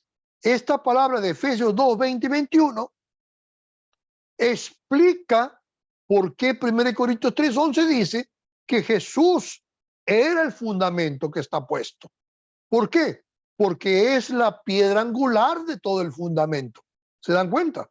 Jesús es la piedra angular de todo el fundamento que ya está establecido por Dios a través de los apóstoles y los profetas y Jesucristo como piedra angular. Dice, en quien, o sea, en este fundamento de la revelación escrita por los apóstoles y profetas, en este fundamento en quien todo el edificio bien coordinado va creciendo para ser un templo santo en el Señor. O sea, todos nosotros estamos siendo edificados sobre el fundamento de la revelación escrita por los apóstoles y los profetas. Esto es el fundamento sobre el cual nosotros somos edificados. Está siendo construido un templo del Señor. Ahora, esta es la pregunta. Si usted entiende algo de construcción, se va a dar cuenta que el fundamento es la base sobre la cual se va a construir todo el edificio. Es la base. Y la piedra angular está ahí también. Es la base para construir. Entonces, la iglesia ya está edificada, porque dice, edificados sobre el fundamento de los apóstoles y profetas.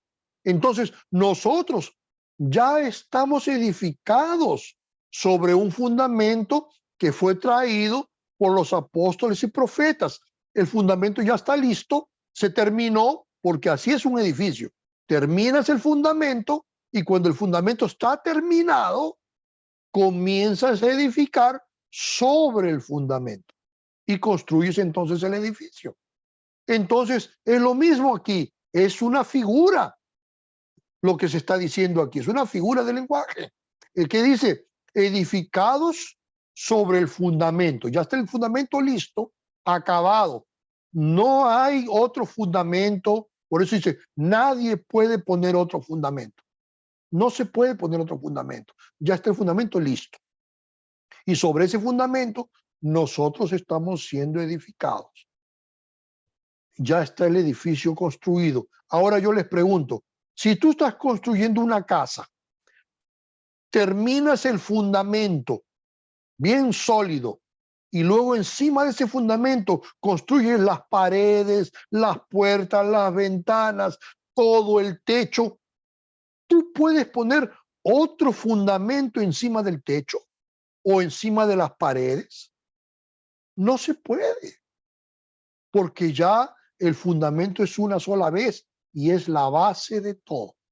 Entonces, por eso que yo insisto y les enseño a ustedes, mis queridos alumnos y hermanos, que nosotros no podemos aceptar que hoy en día hayan apóstoles y profetas que quieran traer nuevo fundamento, nueva palabra profética, nuevas palabras que según son las palabras de Dios, que no se pueden poner encima de lo que ya está construido, porque el fundamento ya está listo, está completo y terminado y se acabó. Y la Biblia dice, tenemos la palabra profética más segura. Ya no hay más. Es lo único que necesitamos para que todo lo que querramos conocer del Señor hoy en día podamos estudiarlo en su palabra, en sus escrituras, porque ese es el fundamento que Dios dejó escrito, y gracias a Dios que lo dejó escrito para que lo tengamos en la mano. Y qué beneficio nosotros que vivimos en países libres de poder tener en nuestras manos las escrituras, ¿verdad? Las palabras proféticas, las palabras de los apóstoles, y tener esto en sus manos. Y eso lo tenemos que valorar esto. ¿Por qué? Porque mucha gente no tiene la oportunidad de tener esto.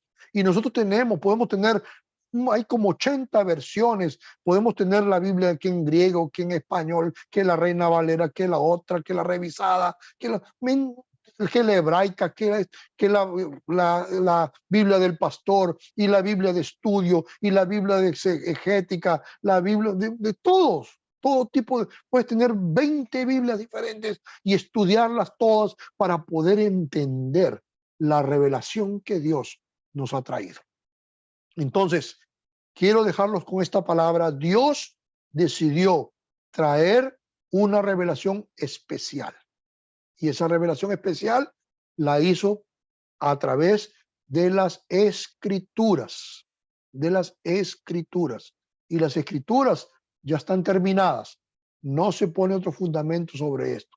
Así que nos toca a nosotros ser edificados sobre el fundamento de los apóstoles y profetas, siendo la piedra angular, la piedra del ángulo, Jesucristo mismo, en quien todo el edificio, bien coordinado, va creciendo para ser un templo santo en el Señor.